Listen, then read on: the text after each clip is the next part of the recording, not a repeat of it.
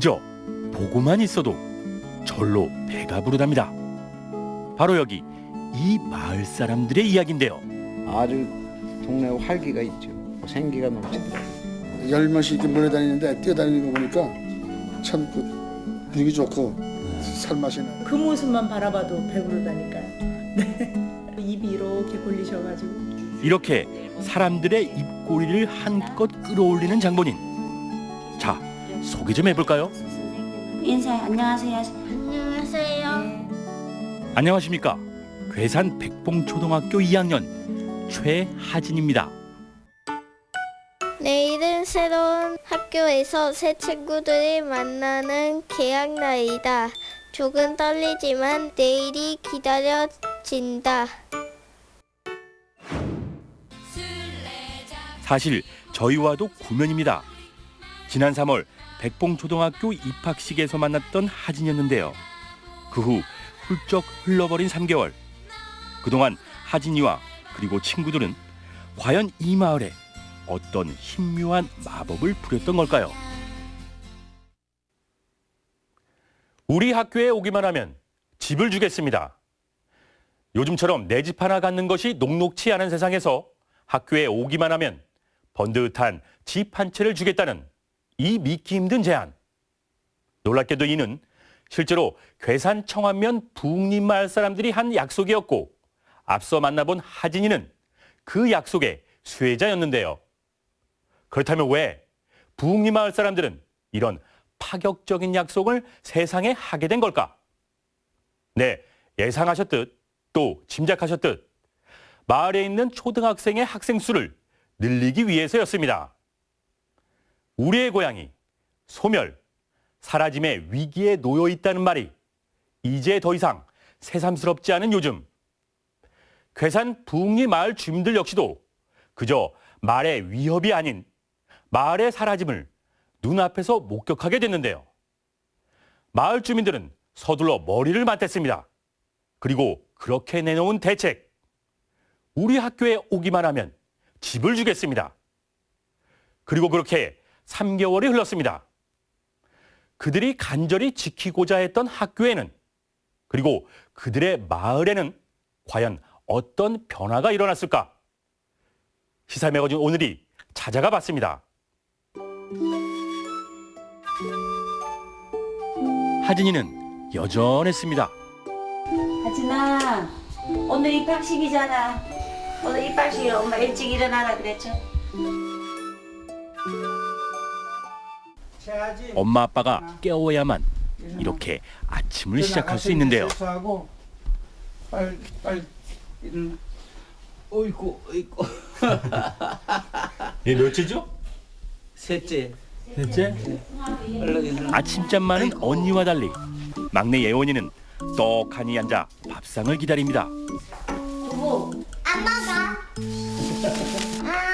그래, 파 골라내니까 알아서 하지. 네, 이거는 자구장이 하나들. 알았어, 골라줄게. 파 골라줄게. 뭘 물어다니는 거야 지금? 근데 이거는 자구장이 아니다. 아, 근데 고기 이렇게 많이 들었잖아, 봐. 이거 아직 마지막에 오는데 안 그러면 예진이 언니 준다. 빨리 먹어. 얘 막둥이 누뚱이 나왔다고. 이거 보통 유색 아니에요. 자, 빨리 먹어. 그랬기는 어제 우리 친척들 와서 야, 시대를 잘 타고 났다 그러잖아. 땡깡집이고 막 소리 질러도 아빠가 누뚱이라고 막 완전히 한 살도 안 때리고 오냐오냐 키운다고. 얘를 저희 목사님 몇 살에 낳았죠? 예? 50세. 그러니까 어떻게 이쁠 수밖에 없죠. 때문에 이 딸바보 아빠의 선택은 어쩌면 자연스러운 것이었을지도 모를 일. 졸려? 하품한 거야. 이 금지 오겹들을 잘 키울 수 있는 곳. 두부 안 먹어. 자구장. 알아서 땡겨줄게. 그곳이 바로 그들의 둥지가 되는 것은 당연한 일일 테니 말입니다. 하진아, 네, 지금 몇 학년이지? 2학년이요. 2학년? 네, 크게. 2학년에 몇 명 있어? 한 명이요. 저 혼자 얘기해야지. 하진이 혼자? 네. 그럼 선생님은? 한 명이요. 선생님이 하진이만 가르쳐 그럼? 네. 선생님하고 둘이 수업해 그럼? 네. 지금 그전에는 2학년이 아예 없었나 보네. 네. 아니 1학년이 있었는데 1학년 한 명이니까 이 한 명이 외롭잖아요. 그래서 한 학기하고 전학 가버렸대요. 그러니까 2학년에 올라올 학생이 한 명도 없잖아요. 그래서 자동으로 한 명도 없어지니까 하진이가 마침 전화가 왔잖아요. 그래서 또 한 명이죠. 아. 2학년이. 안 그러면 전교생 중에 2학년이 한 명도 없을 뻔했죠. 학교에서도 또 마을에서도 유일한 2학년인 하진이. 이렇게 혼자여서 좋은 점도 있다는데요. 하진이 한 명. 2학년 1반에 우리 하진이 일로 와. 하진이가 2학년 1반에 1번이고 그렇지? 반장이지? 한 명밖에 없었어. 반장이에요? 반장. 괴산에 오기 전 일본에서 살았던 하진이네. 한국에서 첫째와 둘째를 낳고 선교 활동을 하러 일본에 건너간 종복 씨는 셋째 하진이와 막내 예원이를 타양에서 낳아 키우며 고민이 생겼답니다. 아니, 딸들에게 미안함이 생겼다는데요. 진정으로 애들하고 깊은 어릴 때부터 사귀는 그런 게 없었잖아요. 그래서 중간에 우리가 한국인이니까. 그래서 굉장히 거기에 대한 외로움도 있었고 애들이 볼 때마다 우리가 마음이 너무 안타까웠죠. 애들한테 이런 일본 문화의 생활 속에서 좋은 점도 있지만 너무 애들한테 오랫동안 이런 생활할 때 애들이 자기도 모르게 마음속에 이제 그 우울하죠. 통하지 않고 자꾸 위축되고 그래서 이 방법을 해소할 길이 없을까. 그렇게 일본에서의 선교 활동을 가감히 내려놓고 오로지 딸들을 위해 새로운 둥지를 찾아온 한국행. 그리고 여기 괴산 북리 마을. 한국에 들어왔을 경우는 저희들이 목회 활동도 모든 거 다 내려놨기 때문에 당장에 들어가 살 수 있는 공간이 없죠. 집이 없으니까. 그런데 마침 이 배봉초등학교를 다니는 동안에는 이 주거 환경, 이 제비둥지라는 집을 제공해 주니까 들어올 수 있는 조건이 첫 번째로 우리가 고민했던 게 해결된 거죠. 사실 하진이네의 고민만 해결된 게 아닙니다.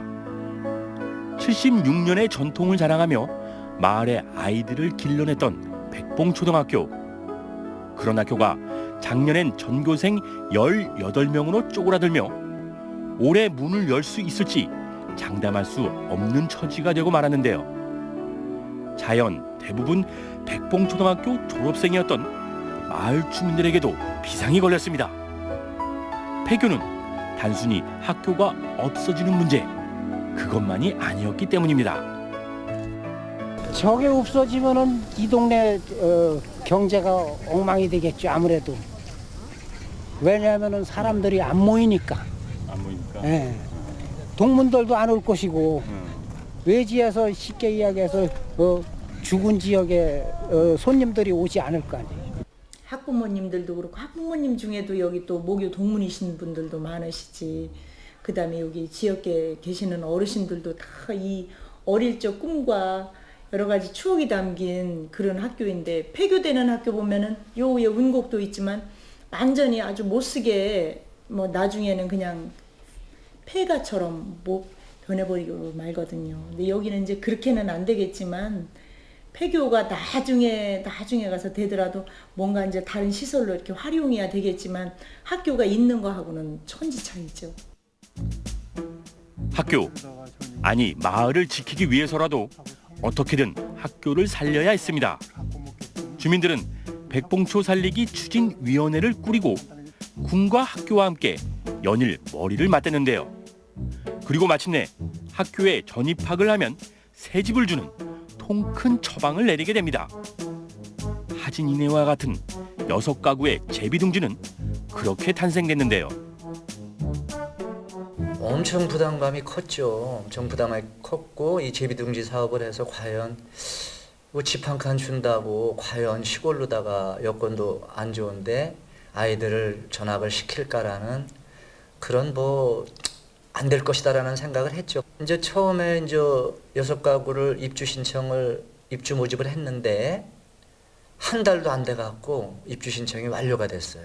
그 후에도 계속 문의가 오고 입주 신청이 들어오고 그래서 한 20가구 가까이 신청이 왔어요. 그래서 그 중에서 6가구가 이제 입주가 될 겁니다. 하지만 결과까지 장담할 수는 없었습니다. 그러나 반신반의했던 제비둥지의 효과는 실로 놀라웠는데요. 애들이 있으니까 저녁에 되면 애들이 그냥 한 10명씩 이렇게 몰려다니는데 뛰어다니는 거 보니까 참 그 분위기 좋고 살맛이 나요. 애들이 많으니까. 맨날 논에다가 있다가 애들이 있으니까 참 좋더라고요. 보기만 해도 예. 아주 동네 활기가 있죠. 학교 생동감이 있고. 생동감이 있어요. 네. 들어오고 나서 많이 좋으세요? 아 좋죠. 애기들 목소리만 들어도 좋잖아요. 막 뛰어다니고.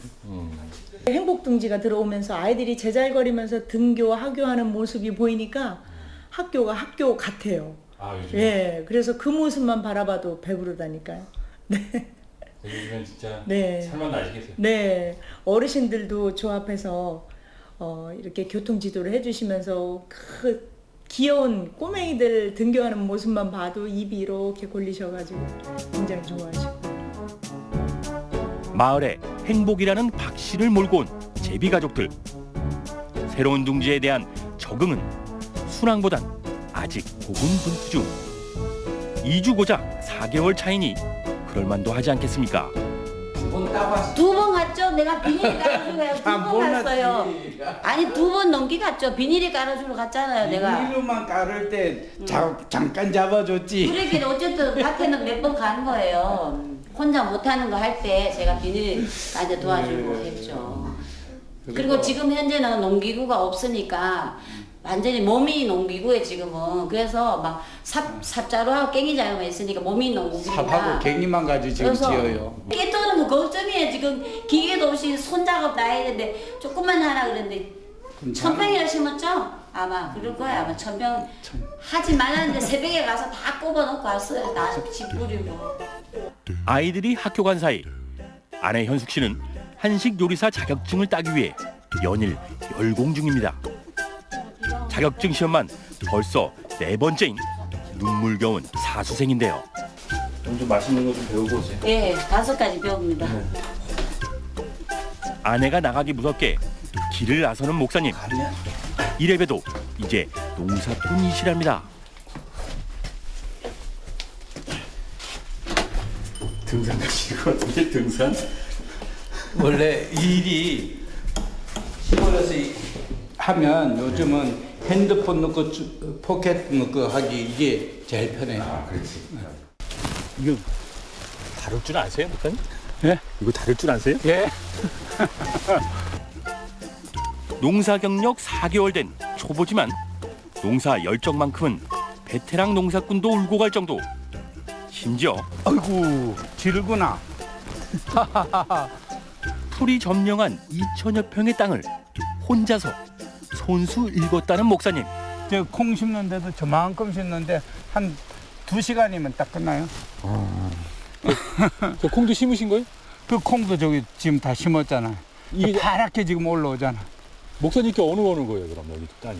여기서 저기 저 풀 깎아서 이렇게 보이는 것은 전부 다예요. 아 이건 다 목사님이 예, 빌려갖고 심으신 게 다 이거예요? 예, 예.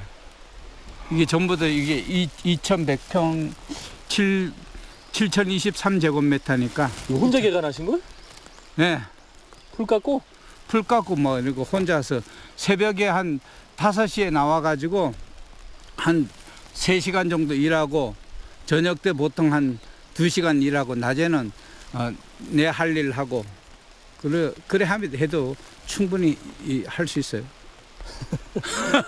와 대단하시네. 되게 경작을 잘했는데요? 딸들을 위해 못할 게 없는 자타공인 딸바보 아빠입니다. 때문에 그런 딸들을 위한 이 새로운 도전도 두려울 게 없는 목사님입니다. 이제 인생 산막에 할만하죠. 한번 또 새로운 도전이니까. 어떻게 보면 기존에 농사 짓는 사람들은 무모하다고 생각하겠지만 그래도 이제 어차피 모르니까 무모하게 도전할 수 있는 거지. 어찌됐건 인생이 많이 달라지긴 하셨네요. 엄청 달라졌죠. 엄청 달라졌죠. 사람들이 나보고 똥배짱이라 그래. 똥배짱이라 그래? 네. 제가 봐도 그래.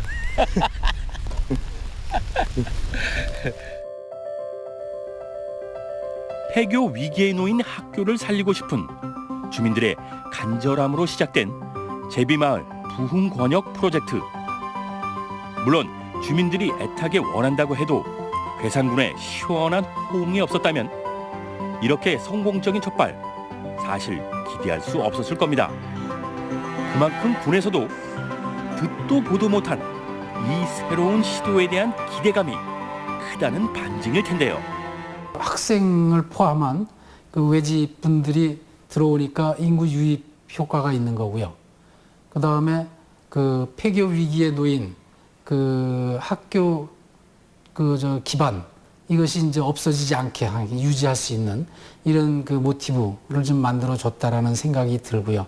또 그 다음에 지역 주민들은 그런 걸 통해서 뭔가 좀 지역의 활력소 역할을 하니까 뭔가 지역이 좀 새롭게 좀 변화하고자 하는 노력할 수 있는 의지를 모으는 이 지역으로 초등학생을 둔 부모들이 이렇게 최근에 좀 더 유입이 많이 되고 있다라는 현상으로서 아주 저희들로서 아주 상당히 고무적인 일이라고 이렇게 판단이 됩니다. 실제로 순수하게 학교를 살리고자 했던 노력은 인구를 늘리고 그래서 지역 경제를 활기차게 만드는 두 마리 토끼를 잡는 데 성공했습니다. 그 큰 일을 해내는 그 한가운데 백봉초등학교 제비마을이 있습니다. 인근 지자체뿐만 아니라 전라남도에서도 요걸 한번 해보려고 많이 벤치마킹도 많이 왔고요. 거기에서는 주민들도 만나보는 것도 있지만 그 괴산군 자체 행정 그 테두리를 좀 보려고 어떻게 이거를 할 수 있는 근거가 뭔지 조례부터 해가지고 이런 부분을 보러 한 10군데 이상은 온 것 같아요. 전화 방문까지 다 치면은. 아, 전국에서? 네. 옛날에 그냥 이웃끼리 서로 마실 다니고 이런 시절이 다시 오는 것 같고 그렇습니다. 하여튼 젊은 피가 수혈되니까 엄청 그냥 활기가 넘쳐요. 당장 그 가구 수만 왔어도 네, 그 정도만 왔어도 우선 경제적으로도 그래요. 우리 마을에 저 가게가 몇 가게 있었는데 새가 안 나갔었는데 이거 제비둥지 때문에 그랬는지는 몰라도 다 새가 나가갖고 지금 가게가 없어요. 새를 놓을 가게가 없어요. 이런 훈풍에 괴산군도 강남 갔던 제비를 다시 또 한 번 불러들일 두 번째 제비둥지를 만들고 있습니다. 사회 공간을 같이 또 활용하는 부분도 필요하거든요. 왜냐면 다시 6가구 그 반가운 새 식구 맞이를 위해 또 한 번 마을과 학교 괴산군이 머리를 맞댔습니다. 서기 1600년경에 저 제비들이 여기를 오면은 우리 제비마을 부흥 주민들이 하도 정이 많고 착해서 제비들이 강남으로 가지를 않았대요. 그래서 겨울에도 여기 제비마을 주민들하고 같이 살았다는 겁니다. 드론 제비도 안 나간다는데 왜 이렇게 많이 나갔습니까? 군에서 잘못한 거 아니에요? 아유, 그래서 이제 안 나가게 해야죠 이제. 지금 이제 거꾸로 아까 말씀하신 대로 계속 들어오고 계시잖아요. 이렇게 해서 우리가 이제 그래서 이렇게 행복나무 제비둥지도 하지만 다시 돌아와라. 그래서 이제 저희 이름도 제비둥지고 이런 게 있는 거예요. 누군가는 어쨌든 제비다리를 분지른 거 아니에요? 제비다리를 부러뜨려서라도 붙잡아두고 싶은 마음. 그 간절한 마음이 어디 부흥리 마을 뿐일까? 제비마을에서 시작된 나비 효과는 이제 폐교를 걱정하는 이웃 마을까지 널리 퍼져나가고 있는데요. 아니 이게 면사무소 옆에가 바로 학교예요? 예. 면사무소에서는 그럼 학교를 꼭 살려야겠네요. 저 앞에는 또 중학교가 있었는데 저기가 폐교가 됐어요. 저긴 폐교됐어요?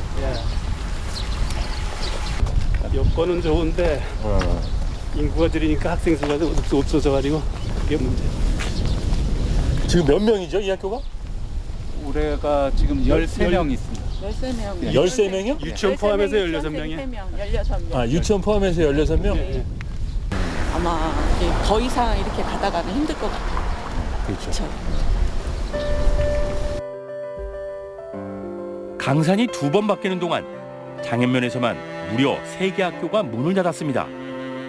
이제 유치원생을 포함한 전교생은 다 합쳐봐야 고작 18명이 전부. 이대로라면 장현초등학교의 내일도 장담할 수 없는 상황인데요. 그래도 장현면 주민들은 폐교의 두려움보다 희망을 이야기합니다. 이웃 제비마을의 성공이 그들에게 우리도 할 수 있다는 용기를 주고 있기 때문인데요. 면에 근무하시는 분들뿐만이 아니라 이 지역에 계신 그 유지분들 또 동문들 이런 분들하고 해서 모여서 작은 학교 살리기에 어떤 방안을 좀 모색해보자 이런 협의를 좀 하고 있고요.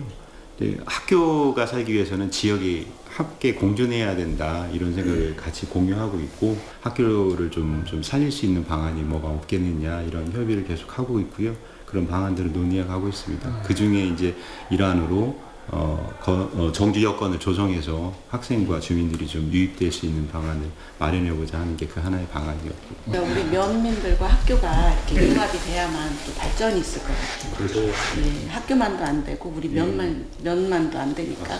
3년 차 가서 10명 미만으로 떨어진다면 정말 그때는 피해교 얘기도 안 할 수가 없잖아요. 그런 걸 좀 미연에 좀 우리가 많이 깊이 생각을 해야 되니까 그 부분에서 저희들도 좀 노력을 많이 할 테니까 또 학교에서 학교대로 또 특성화를 좀 어떻게 해줘야지만 학생들이 올 수 있는 그런 계기가 되니까 교수님 잘 부탁드리겠습니다. 저희 동네에서는 저희들이 제일 젊어요. 저희 세대가. 연세가 어떻게 되시는데요? 저요? 63년생인데 그 말해야 되나? 57. 그러니 아기들이 천연기념물 소리를 들을 수밖에 없어요. 우리가 제일 젊기 때문에 없어요. 동네에. 아, 제일 젊으세요? 네. 그러면은 일단 대우는 받으시겠네요, 마을에서. 네. 제일 젊으시니까. 네, 새댁 소리 가끔 들어요. 어떻게든 학교를 살려야 한다는 절박함으로 시작된 제비둥지 조성 사업. 이 새로운 프로젝트를 통해 얻은 가장 큰 선물은 어쩌면 자신감은 아니었을까요? 우리가 미처 준비할 틈도 없이 찾아온 공동체의 소멸. 그 위기에 함께 맞서보자는 자신감. 그리고 웬다른 그 자신감. 제비둥지 마을 사람들이 진정 제비입에 물려 세상으로 날려보내고 싶은 것은 아마도 그것일지도 모르겠습니다. 작년에는 저희가 감자 심고 옥수수 심고 마지막에는 이제 배추 심고 해가지고 그 배추로 김장해서 경로당이나 이런 데 이제 봉사하고 이런 이제 텃밭에서 나오는 수익금 가지고 학교 이제 아이들을 위해 써달라고 올해도 그럴 예정이에요. 이제 올해도 이제 이 수익금이 나면 아이들을 위해서 쓸 거예요. 아무것도 모르시는 초보 농사꾼들이신데도 그래도 이게 애들하고 와서 같이 하는 게 너무 좋아하셔서 지금 현재 기존에 있는 학부형들보다 더 참여도가 더 좋아요. 오이요. 오이? 예. 여기 누구네 거예요? 여기 제비둥지 학부형들이 짓는 텃밭. 여기 초보 농사꾼이지. 이거 저기 원래 기존에 하시는 분들은 이렇게 엉성하게 안 하거든요. 아, 오이 농사 질 때? 네. 이렇게 아예 망을 딱 씌워가지고 올라가는데, 망을 쳐서? 예, 망도 없고, 그래서 이제 이렇게 끈으로 이렇게 연결시켜 놓은 거지. 아, 이게 망 대신에 이렇게 쳐놓은 거구나. 그렇지. 우습겠어요, 좀 이거 보면. 재미있죠. 지나가면서 사람들이 다 우습게 보겠죠. 아이고, 참 잘해놨던 거. 요거 하신 분이 저것도 가르쳐줘서 한 것 같기도 하고. 그죠? 예. 이거 세 개, 이거 내가 가르쳐 줬어요. 내 솜씨. 아, 이거 목사님이 가르치신 거예요? 네. 결국 목사님이 이렇게 망쳐놓은 거 아니에요? 이거? 망쳐놓은 건 아니고 그냥 그 뭐라 그럴까 임기응변식으로 하는 거죠. 아다마가 아다마 일본 말인데. 아다마가 이 데스네. 기발한 상상력이 있고 거기다 진정 마을을 사랑하는 사람들이 있는 부흥리 마을. 그들의 당찬 이 도전이 부디 성공해 지방 소멸이란 말이 마치 우리를 힘들게 했던 어느 보릿고개의 한때처럼 아련한 추억으로 남길 바라봅니다.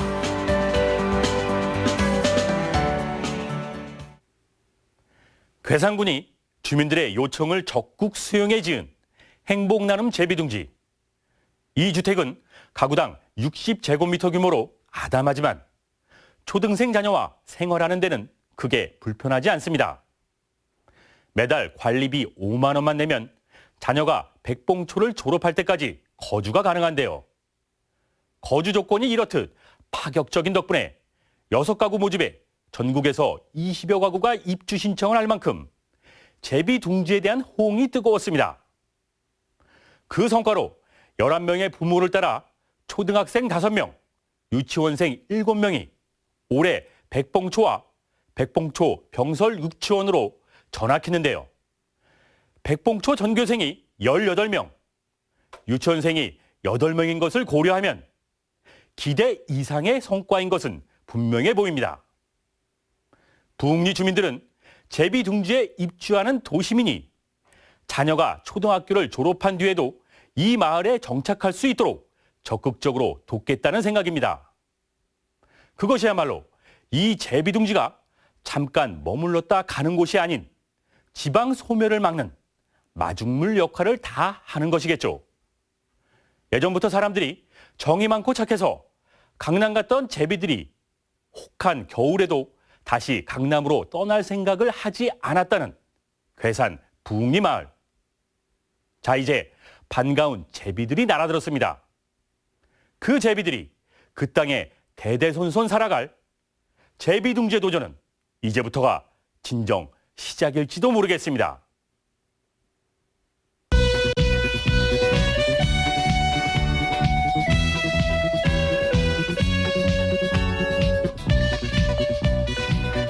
한 주간 충북을 달군 이슈들을 콕 집어 전해드리는 오늘 뭔일 이슈 지금 시작합니다. 네, 오늘 뭔일 이슈 오늘도 뜨거운 여름에 발맞춰서 뜨겁게 뜨거운 이슈를 가지고 힘차게 달려보겠습니다. 오늘의 첫 번째 이슈 청주시의 5개 영업 허용 논란입니다. 최근에 이제 청주시가 그 시범지구 청주에 있는 시범지구 4곳에 대해서 5개 영업을 허용을 했어요. 5개 영업이라는 건 이제 건물 밖에서 야외 이제 영업을 할 수 있게 4곳에만 시범지구로 이제 허용을 한 건데 이게 구체적으로 좀 어떤 내용인가요? 예, 우리나라는 식품위생법상 허가된 건물 안에서만 영업을 할 수 있습니다. 그 허가된 건물 외부에서 영업을 하는 걸 5개 영업이라고 하는데요. 보편적으로 우리가 상가를 봤을 때 테라스에서 영업을 한다든지 요새 카페에서 가장 인기 있는 옥상에서 영업을 한다든지 그러면 다 불법 행위였던 거죠. 근데 지난 23일 날 청주시는 5개 영업을 허가했다고 4군데를 지정해서 발표를 했습니다. 한 군데가 그 수암골 카페존이고요. 두 번째가 용암 저수지 그 명암 저수지 인근 상가고요. 세 번째가 율량동 그랜드호텔 뒤편이고 네 번째가 그 지웨시티 지하입니다. 지웨시티 지하 공간 말고 3군데는 테라스, 로프탑, 파라솔 등을 피구 영업하는 게 허가를 해준 거죠. 그래서 시범적으로 4군데를 운영해보고 청주시역 전체를 할 건가를 좀 추후에 관찰해서 하겠다라고 발표한 겁니다. 근데 이게 그럼 시범적으로 한다는 거는 일시적이라는 건가요? 아니면 우선 뭐 일정한 공간만 해줘 보겠다 뭐 약간 이런 거 같아요. 이게 근데 대부분 이거 들으시는 분들 그 생각 이게 불법이었어? 이런. 아니 그동안에도 밖에서 너무 장사를 많이 했잖아요. 의자 깔아놓고 지금 이제 옥상에서도 한창 시즌이 됐잖아요. 여름에 여름 시즌에 막 옥상에 뭐 가게 앞에 그 산남동에도 왜 많이 하지 않았나요? 아니, 근데 이게 불법이에요? 예, 특히 외국 나가서 봐도 그런 그 영업 장소 외에 사는 장소, 공간 밖에 사는 게 많았고요. 우리도 뭐 늘 봐왔던 거죠. 근데 그게 이제 합법적으로 허가받지 않았던 것입니다. 저는 변호사인데 그게 허가된 건 줄 알았어. 왜냐하면 너무 많잖아요. 너무 아무렇지도 않으니까 나는 그래 그게 다 허가됐다고 생각을 했는데 이게 어느 순간부터인가 이제 계속 논란이 되고 신고가 되고 이러면서 이제 가까운 곳서부터 이제 없어지더라고요. 이게 없어지길래 이제 그때서야 이게 불법이었구나 이걸. 근데 그동안 이게 왜 불법이었던 거예요? 우리 식품위생법상 36조에 허가된 공간 안에서만 팔 수 있게 되어 있습니다. 그러니까 이 말씀드린 대로 허가가 안 되는 거죠. 이제 그렇죠. 사실은 공로에 깔거나 길에 깔거나. 네, 그러면 그 많은 부분들 중에 하나 테라스 있잖아요. 우리가 네. 왜 건물 1층에 이렇게 밖으로 나온 테라스는 사실은 건물의 면적이 아니에요. 건물 면적이 아니니까 사실은 건축 허가도 안 나고, 그러니까 뭐 허가가 아니죠. 등기나 뭐 이런 어떤 건물로서의 관리 대상이 아니죠, 사실은. 그런데 이렇게 침범해서 나와 있는 거기서 영업을 하는 거니까. 그러다 보니까 세금 문제, 안전 문제가 뒤따르는 부분이 있으니까 그거를 허가를 안 해줬던 부분인데 이제 지역상가 활성화라는 측면에서 또 외국에서 그걸 갖고 성공적으로 하는 모습을 보면서 우리도 한번 시도해보자 이렇게 시작이 된 거죠. 그러면은 일단은 임시적으로 네 곳을 선정한 건데 어떤 이유에서 이제 네 곳이 선정된 건가요? 일단 그 건물 외에서 영업을 하다 보면 여러 가지 주민 불편, 소음 문제가 발생을 하죠. 그래서 그 지역 주민들과 상생해서 협의한 곳 네 군을 1차적으로다가 지정한 곳이고요. 지금 현재 그 5개 영업 중에 가장 중요한 영업은 지역 주민과의 상생인 것 같습니다. 소음에 대한 어떤 빛에 대한 불편을 주민들이 끊임없이 민원을 제기했고 그걸 해결할 수 있는 방법이 있으면 아마 5개 영업을 확장하겠다 하는 게 지금 청주시의 생각인 것 같습니다. 제가 되게 그 공교롭게도 이거 주제를 저희가 정하고 우연히 이게 가게 됐는데 두 군데를 갔다 왔어요. 근데 한 군데는 어디냐면 되게 오래된 그 주택단지 안에 옛날 구주택을 카페로 전향을 해서 하는 가게들이 있어요. 요즘에 그런 데 많지 않나요? 많죠. 네. 근데 그 카페로 만들었을 때 그냥 가게 안에서가 아니고 약간의 테라스 공간을 만들어서 바깥에서도 이제 그 음료나 이런 것들을 즐길 수 있게 만든 공간이 있었거든요. 저는 이제 막상 이제 손님 입장으로 갔을 때는 너무 분위기가 좋죠. 조용하기도 하고 야외에서 아예 아늑하기도 하고 이 동네가 이런 모습이 있었네 이런데 제가 순간 그 생각이 든 게 와 내가 저 옆집이면 안 살겠다 이런 생각이 들었어요. 왜냐하면 내가 테라스에 앉아서 즐기는 동안 그 사람 옆집 사람은 늘 불안할 거 아니에요. 내가 보이는 건 아닐까? 또 음악 소리는 안 들릴까? 이런 것 때문에 난 저기 살기는 싫겠다. 아니, 어제 청주대 교수를 뵀는데 청주대 교수는 이 옥상에서 루프탑 영업 때문에 청주대 학생들의 어떤 그 빛공해 문제, 소음 문제 그리고 시야 문제가 지금 좀 문제가 있다. 왜냐하면 루프탑 보면 침대 이런 거를 이렇게 편하게 눕혀서 이렇게 남녀가 같이 누워서 뭐 차 마시고 그러는데 학생들 교육상 안 좋다라는 문제도 제기를 했거든요. 아무튼 좀 전에 말씀드린 대로 이런 지역과의 상생, 지금 이렇게 되는 민원 부분을 어떻게 해결할 거나가 문제고 민원이 잘 해결되면 지속적으로 갈 거고 민원이 해결되지 않으면 아마 이 문제도 또 그 5개 영업을 허가하지 않는 방향으로 갈 것 같습니다. 근데 지금은 전체적으로 5개 영업을 허가하는 방향으로 가는 추세인 것 같습니다. 근데 저는 사실 그게 민원이라는 게 해결될 수 있을까는 의문이 있어요. 아까 제가 이제 지역민하고 이렇게 합의하고 상생하고. 지역민이 만약에 원한다면 근데 사실 이게 지역민이 원하는 건 결국은 전부일 거라고 생각하진 않거든요. 대표하는 사람. 그러니까 그 상권과 연관이 되어 있든 뭐 아니면 내가 그래도 우리 지역의 집값이라도 올리는 게 낫겠다 이런 생각을 하든 그런데 모든 주민들이 다 그렇진 않을 거란 얘기죠. 그 지금 허가된 네 곳을 보면 아주 뭐 한 곳 이 수암골 같은 경우는 사실 원래 이 여기가 상권이 아니지만 지금은 거의 완전 상권화가 됐잖아요. 그리고 너무 많은 카페들이 있고 막상 여기를 가보면 주변에 민원이 발생할 게 별로 없겠다 싶을 때가 있어요. 왜냐하면 주변에 진짜 사람이 살 만한 집이 많지 않게 돼 버렸거든요. 그리고 이제 다른 허가 지역들도 그런데 그렇다고 하더라도 전부가 오케이를 할 수는 분명히 없을 거거든요.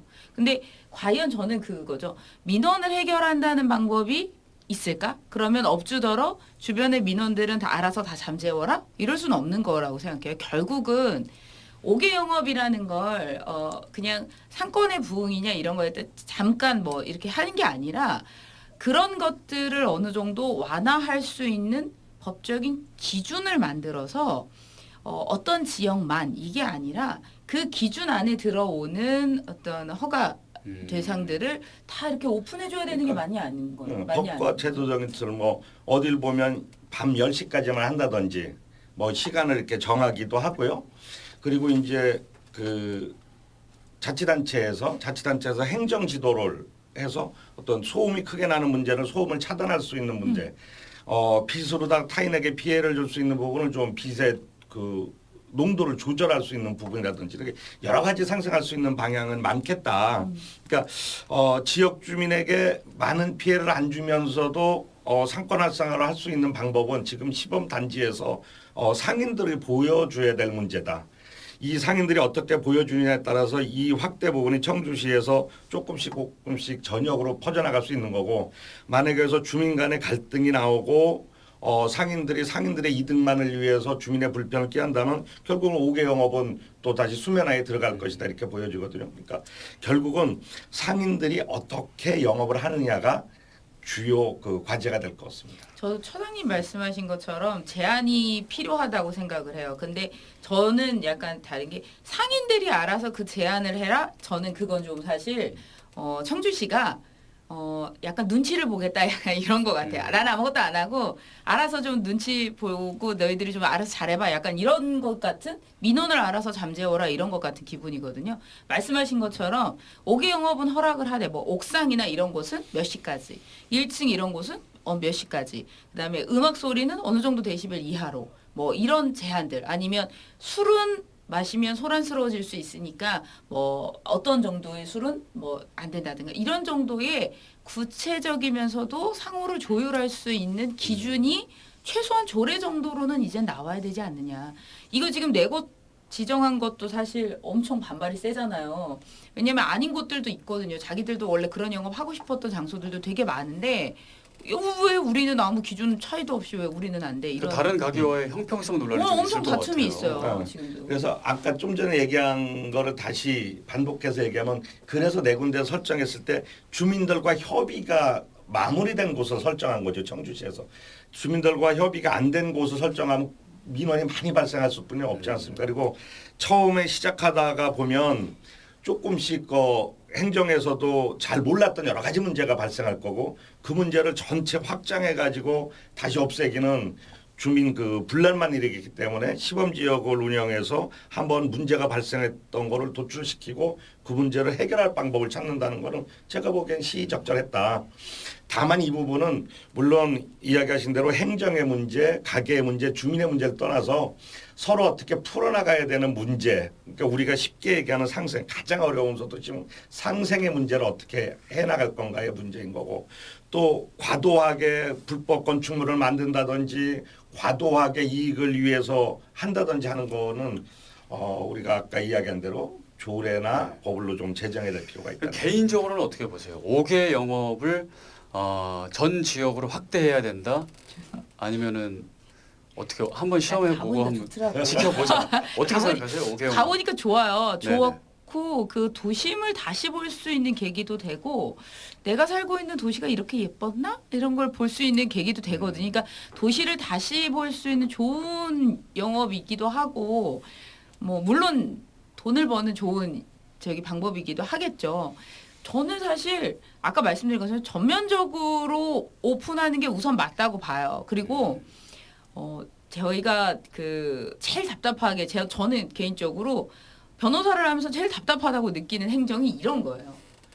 어떨 때는 해주는데 나는 이걸 왜 안 해주는지 다투고 싶은데 다툴 방법이 없어요. 그러니까 기준점이 있으면 이 기준점에 내가 뭐가 부족했는지를 알면 받아들이거든요. 그런데 기준점을 주지 않은 상태로 이거는 주민들과 합의가 됐습니다. 이거 가지고 우리는 그럼 주민들과 다 합의될 때까지 참아라? 이건 너무 어렵다. 그러니까 정확히 법과 조례 기준이 있어야 된다는 거죠. 해주고 싹 오픈을 하자. 그리고 그 자격이 된 사람, 다 오픈을 해주자. 허용해 주는 이게 큰 문제죠. 한 번 문을 열면 사실 닫기가 쉽지 않거든요. 한 번 문을 열면.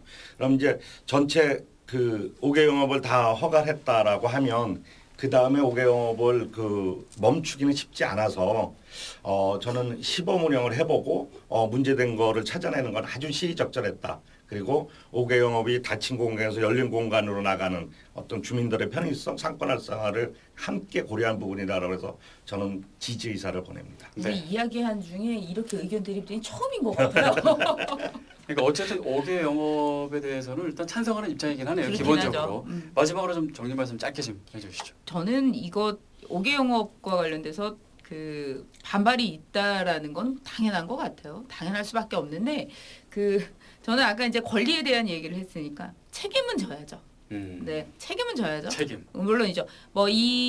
허가되지 않은 더 많은 면적에서 영업을 하신다면 그에 상응하는 세금이나 부담을 하셔야 될 거고, 그다음에 공로를 이용한 테라스 영업이라든가 이런 것들을 하신다면 당연히 그에 따른 환경 부담이라든가 이런 것들 분명히 책임을 지셔야 되는 거예요. 권리를 주는 만큼 엄격한 제재를 통해서 향후에도 이에 따른 내가 이런 누리는 대신에 책임을 분명히 지고 있다는 거를 기준을 빨리 만드는 게 필요하다 이렇게 생각합니다. 네, 책임이 필요하다. 제가 보기에 5개 영업은 지역 사회가 어떻게 상생을 나가느냐의 출발점인 것 같습니다. 그러니까 지역 사회에서 장사하는 상권 그리고 주민 그리고 그것을 지도 감독하는 행정이 어떻게 이 문제를 잘 풀어나갈 거냐. 이걸 통해서 지역 공동체를 어떻게 만들어가고 지역 활성화를 함께 만들어갈 건가를 하는 출발점이라고 보여지고, 그런 출발점에서 서로가 양보할 건 양보하고 또 개선할 건 개선해서 좀 긍정적인 방향으로 갔으면 좋겠다 싶습니다. 힘차게 달려라 은하철도 999 힘차게 달려라 은하철도 999 은하철도 999. 자, 오늘의 두 번째 이슈로 가겠습니다. 총선을 앞두고 달아오르는 청주 청원 선거구입니다. 총선이 지난번에 이제 이 시간에 저희가 총선을 살짝 다루긴 했는데 어느새 또 시간이 흘러서 그때는 1년이었는데 이제는 한 300일 그 정도 남았습니다. 앞으로도 이 시간에 오늘 뭔일 이슈 이 시간에 저희가 틈틈이 총선, 이 충북 총선에 대한 전망을 해볼 텐데, 오늘은 이제 그 중에서 좀 유독 좀 뜨겁게 달아오른다고 평가할 수 있는 청주 청원 선거구를 좀 짚어보겠습니다. 현재 청주 청원 선거구가 움직임이 좀 빠른 것 같아요. 네, 어떤 상황인가요? 청주 청원 선거구는 지금 현재 더불어민주당의 변재일 위원장이 국회의원으로 다 있고요. 거기에 도전장을 내민 분이 바른미래당의 김수민 의원입니다. 변재일 의원은 지금 현재 48년생으로 72세가 되시고요. 김수민 의원은 86년생입니다. 차이가 좀 있네요. 나이 차가 38살 차이. 그러니까 손녀뻘 되는 아버지와 딸이라고 해주세요. 그런가요? 예, 아버지와 딸.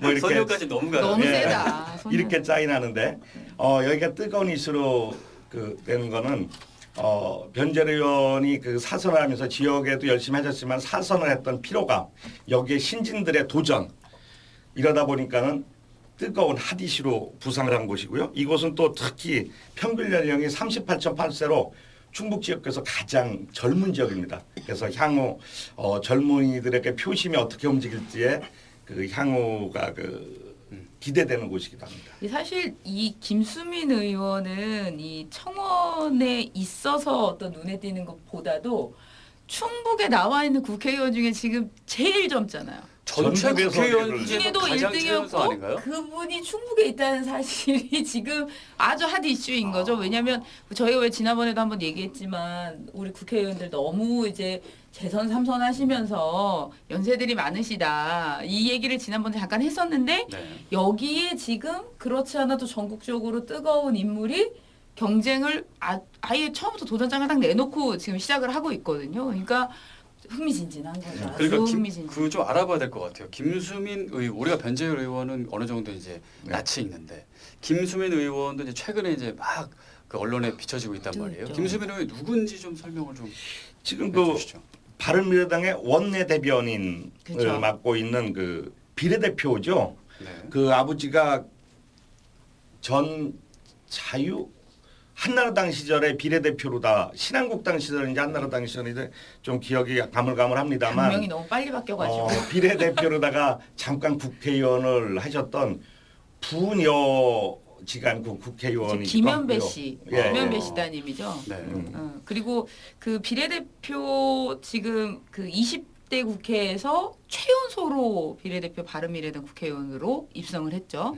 그리고 그 뒤에 이제 좀 이제 시끄러운 논란에 많이 휘말렸으나 그걸 모두 잘 이겨내고 현재 이제 지역구를 과감히 도전하고 근데 있습니다. 비례대표면은 뭐 어떤 특성이 있어서 비례대표가 된 건가요?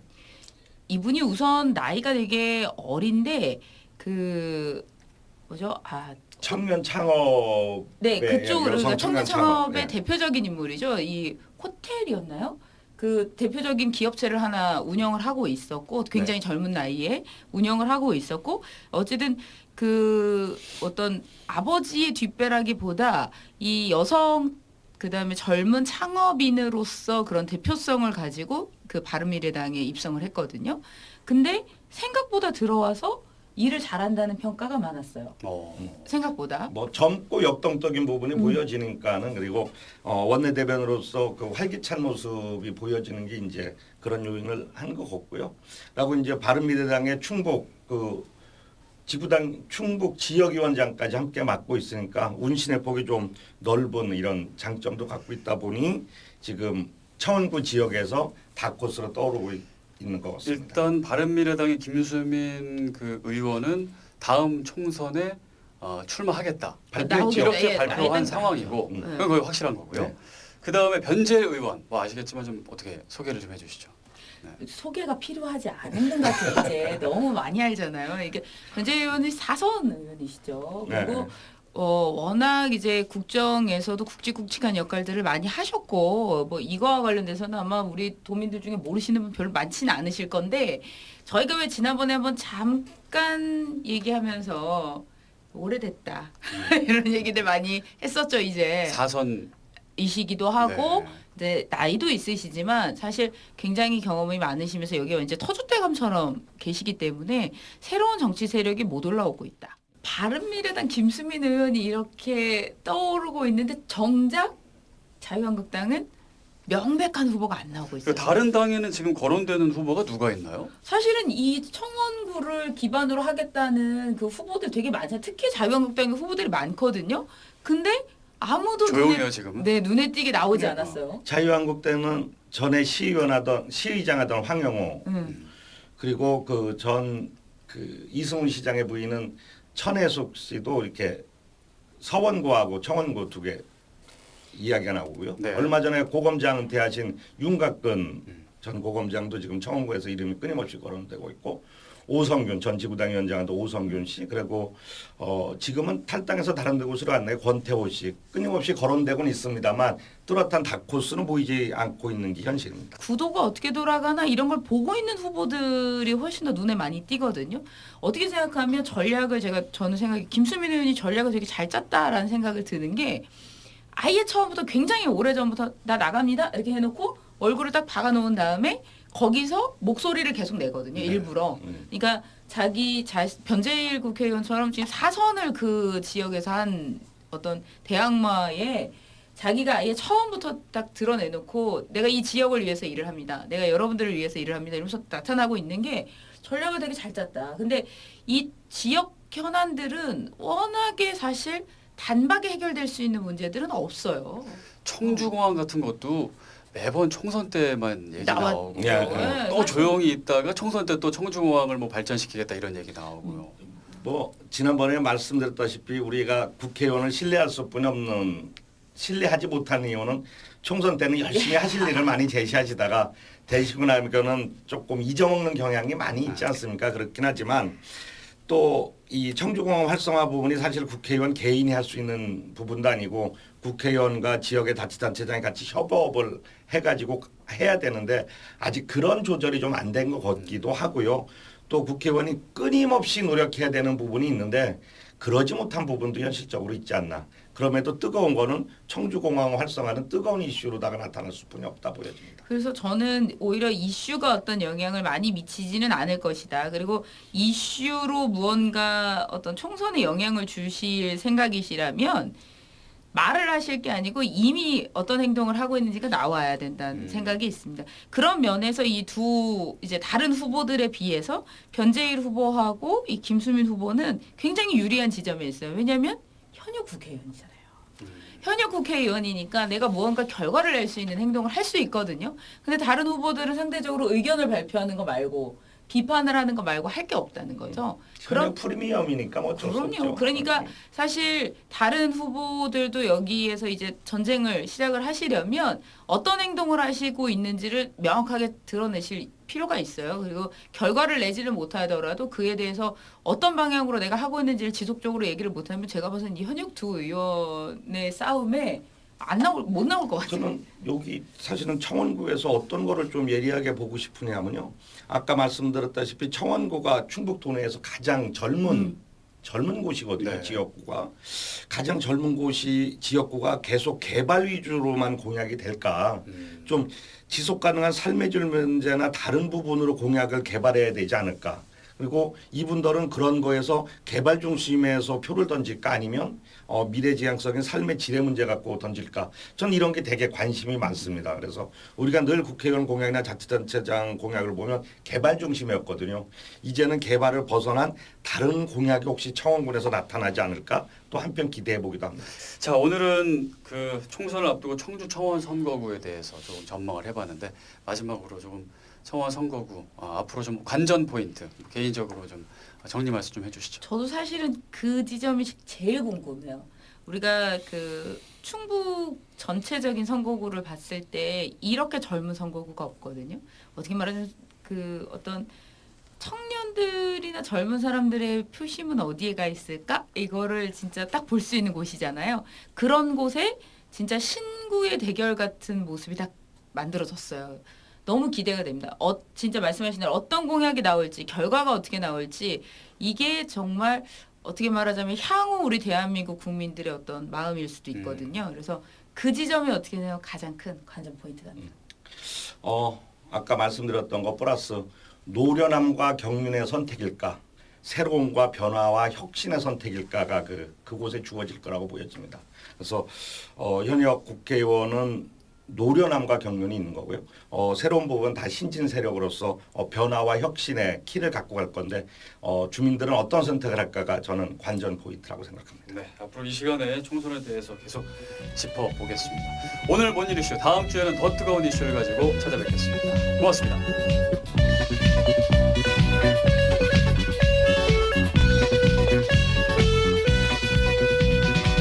기차는 은하수를 건너서 밝은 빛의 바다로 끝없는 레일 위에 햇빛이 부서지네. 꿈을 쫓는 방랑자의